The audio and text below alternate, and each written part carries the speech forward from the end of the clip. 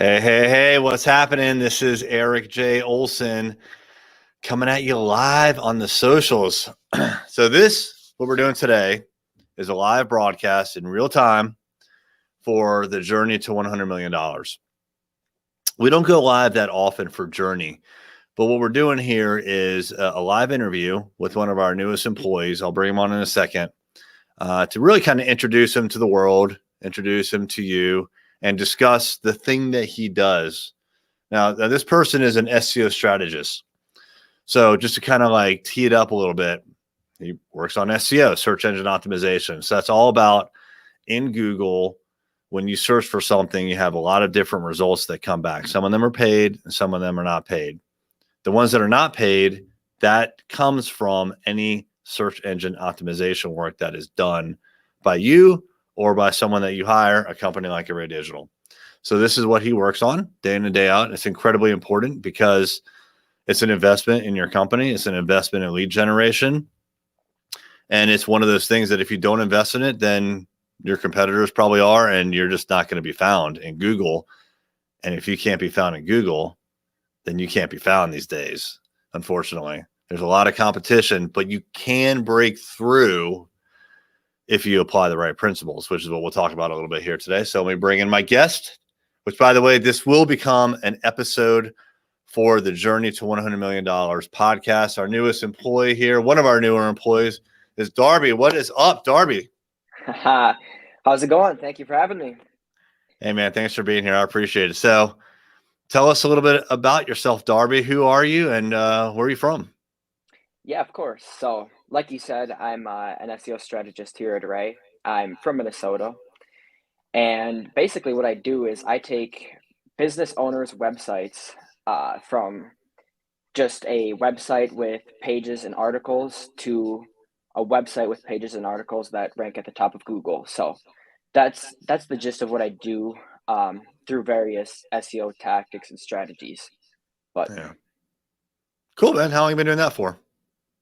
yeah, so I've been doing it for a couple of years now. I originally got started when I bought a small affiliate website from my older brother, and basically I just took that very small niche through hands-on experience, learned SEO through YouTube University. I learned even more SEO and stuff like that. So that's how I got started, and now here I am at Array. That's awesome. So the way that I learned everything practically is by doing it as a project. So it sounds like you're the same or have gone through the same like process as me, right? So like you said, you bought an affiliate niche or a niche website that was what, in affiliate marketing? Was that it? Yes, exactly. So it was in a very small niche, and it was mainly an affiliate website, correct? So Cool. Can you explain just a little bit for the audience, like what does that mean, an affiliate website? yeah, for sure. So the main gist of an affiliate website is you want to rank for keywords with high buyer intent. So say like best hockey stick. What you would want to do is you'd want to have an article or a page that has a review of the best hockey sticks, and what you would hopefully assume people would do is read the review, click on an affiliate link, and go to an external site, which then they would buy, maybe a hockey stick or whatever it might be. And me owning the website would get a very small commission for it. So that's like the main purpose of it, is just to get affiliate revenue. Gotcha. Yeah. So, okay. So this is really interesting. And I guess I've never really considered like building an affiliate website business around something like SEO, but basically you're investing your time, in some cases money, when it comes to SEO to get the website ranked, to try to get traffic there with the goal that something's going to be sold, but you don't have to have inventory. You don't have to have like any kind of process. You just need to send them to the website with a special URL, and then you get credit if they buy that thing. Isn't the internet amazing? It is awesome. That's exactly it, though. And SEO is actually it's huge for affiliate websites because, like basically every single thing you do, if you don't get in the top 3 positions on Google with especially affiliate sites, you are going to make essentially no money. So it's kind of it's a competitive way to make money for sure, but it's a good way to learn at the same time. That's awesome. How did that project work out? It was, like I said, it was a smaller website. I eventually moved on to bigger websites, There other you go. projects. So it did fizzle after I stopped working on it for some time. But I mean, it's still getting traffic today, which is kind of cool. But the best part is watching it go from zero to just, it went up quickly Amazing. after. Yeah. So that was a lot of fun. Well, cool. So, okay, so let's talk about SEO a little bit. What are some of the different factors? What are some of the different things that someone would need to consider when it comes to search engine optimization and getting ranked in Google? Yeah. So, like, what are some heavy ranking factors? Is that the question? Yeah, exactly. Like if I want to, like, let's say I bought an affiliate site like you did. What are some considerations? How would I get this thing ranked? Yeah, for sure. So obviously the first thing that this is, the biggest thing is you need good content.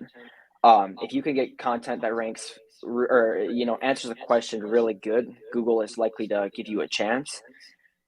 You're gonna need some backlinks. Assume like that helps a lot because it builds trust with Google. Like by saying, okay, this website over here believes that this website is making good content that answers this question. Okay, so now Google says we can trust that.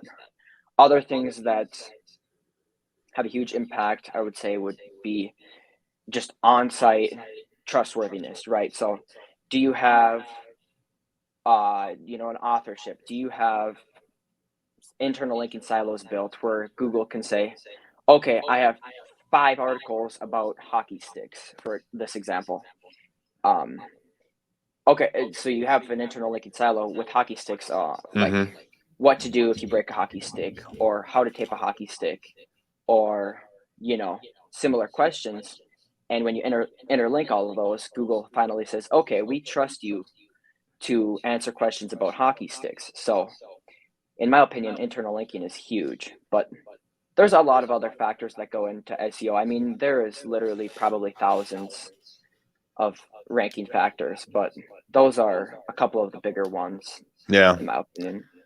So when I I do a decent amount of selling here at Array Digital, and when someone's asking about SEO, I kind of lump it into 4 big categories, and there's probably a lot more, like you mentioned, but generally speaking, it seems like, and correct me if I'm wrong, and if there's more like big ones, let me know. But technical SEO, right? So basically getting things like the HTML tags in the proper order as expected by Google, following their coding best practices, the speed of the website, right?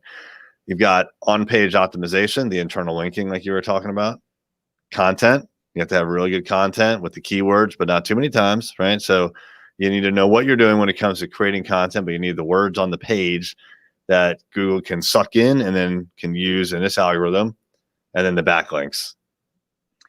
That's 100% it. And yes, technical SEO, I missed that, or I didn't touch upon that, but yes, you are very correct. Page speed, especially in today's day and age, it's like if you click on an article and it doesn't load almost instantly, bam, clicking on the next one. Mm-hmm. So you're right. Yeah, 100%. And I'm that way big time, especially like on this thing right here. Like if it takes too long to load this, a web page on that device, I'm going to be like, okay, I've given it 4 seconds and it's still thinking about it. I'm going hit back, go back to the search results. Exactly. That's exactly it. You mentioned before, and then we've talked a little bit about backlinks. A lot of times we talk to lawyers in particular who their only lead source really is referrals. The whole business runs on referrals. And one of the things that we've been talking about recently, again, in the sales cycle in particular, is a backlink is a referral, right? Because it's another website that's giving you an endorsement. But unlike an in-person referral, which may never happen, like if let's say I bought a hockey stick from that site that you're talking about, right? I may never have one of my buddies ask me where they can buy a hockey stick from. That may never happen. And if it does, I'll give that one person my recommendation to go to your website. So it, maybe at best that each customer can provide one referral, maybe two in their lifetime. But at some point they're going to forget about you and forget that the website exists, and I won't make a referral to them anymore. But with a backlink, it's there forever if you play your cards right, right? So it's a referral that keeps on giving, and it not only is it a one-on-one referral, me to my buddy, but it's me to everybody in the world that's looking for that product. It's an incredibly strong referral. How much weight do you think that carries in Google's algorithm? Do you think it's like, just like anything else, or is it one of the bigger ones? Or I really don't know. Backlinks are very, very, they mean a lot in the SEO world, right? Because, like you said, the highest form of endorsement that you can get, and the way Google really trusts a site is if they see another site say this person is legit, or this site is legit. There's really no other form of trustworthiness, right? Because Google's algorithms are great and they know so much and they're constantly improving, but they still aren't perfect, right? And so when another site says, okay, these guys are legit, or this website is legit, Google's like, yeah, all right, I can trust you, so backlinks are huge. It's interesting that you said their algorithm isn't perfect, because they're coming out with these updates all the time. And you hear people that are like, oh, Google came out with an update. It ruined my business. Like, I don't have any more leads anymore. So it literally can make the difference between a thriving business or not. But what it seems like to me is that when they come out with these algorithm updates, it's not like they're necessarily creating any new rules, is what it feels like to me. They've just finally figured out how to enforce the best practices, the rules that they've been telling you to follow all along. That's exactly it. If you're following, best practices, and you're not cheating, the algorithms by keyword stuffing, and you're writing good content, just everything is clean, I think that there isn't really a Google algorithm update that's going to just crush your website. If you're doing the best SEO practices, I think it only should get really better, in my opinion, because Google is looking and saying, okay, these guys are really good, let's reward them, so that's and it seems like an investment where the value just keeps increasing if you do the right things. And then when Google comes out with that algorithm update, you're not going to see the dip, right? Like, or at least not a big one. And if you do, and you're on top of it, you can see it happening and correct for it. I know, like, that happens a lot around here, right? We'll be like, hey, our clients' websites, they lost 100 keywords, and we're like, oh no, and we jump all over it, right? But if someone's not, and we fix it, of course, but if someone's not paying attention, then they don't even know, right? And so, like, that's probably where it leads to, like, a lot of problems for a business. Yeah, if you start letting all the keywords slip and there's a mistake, you start seeing a decrease in clicks, impressions, etc. You're probably going to want to figure that out very quickly. But yeah, like you said, we're always, when something pops up, we hop on it as soon as we can, which is right away. Well, what's a normal day like for you? Not just at work. Not just everything. At work. Every day. Well, to be honest with you, normally I would before surgery, I would try to work out in the morning, go to work, do all the good stuff there. After, I like to eat dinner, hang out, and read books, to be honest with you. You're a reader. Good for you. I do like reading. I'm not huge into movies or any of that. I do like a good movie here and there, but I love books for whatever reason. What genre? Just everything. I'm reading a book called The American Kingpin right now, and it's about the Silk Road. Just super exciting. Is that right? Yeah, I would recommend that book if you want a really good read. It's exciting, but I like a little bit of sci-fi. I'm big into fiction, just whatever. I have just a wide variety, I should say. Western here and there. The American Kingpin, was that it? Yeah, it's I bet about that's interesting. it is. It's about the Yeah. person who created the Silk Road, and I'm not done with it yet. I'm only like 30% of the way done. But You really you ever spent time on the dark net? I haven't actually. I've it's that's another world out there. It is. I haven't explored it.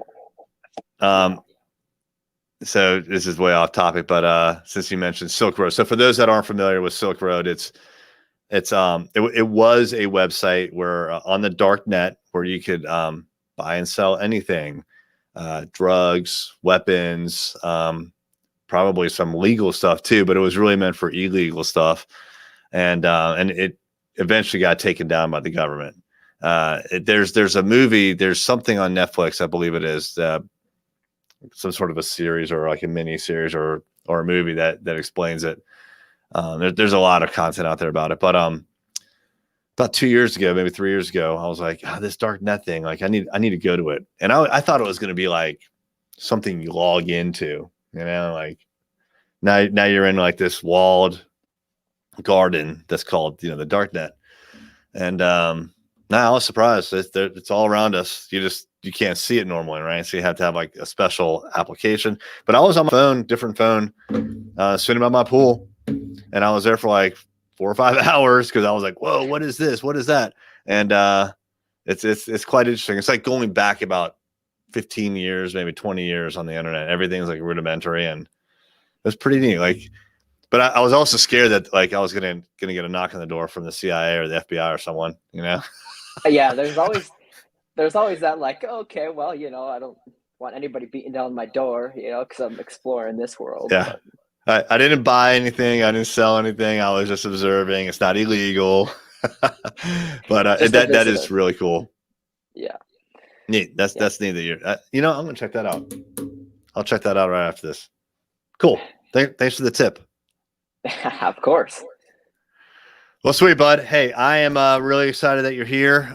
We are growing our SEO team. I think it's a great time to be here. We got big plans, like I told you about, like during the whole interview process and company meetings and stuff. We're growing this company.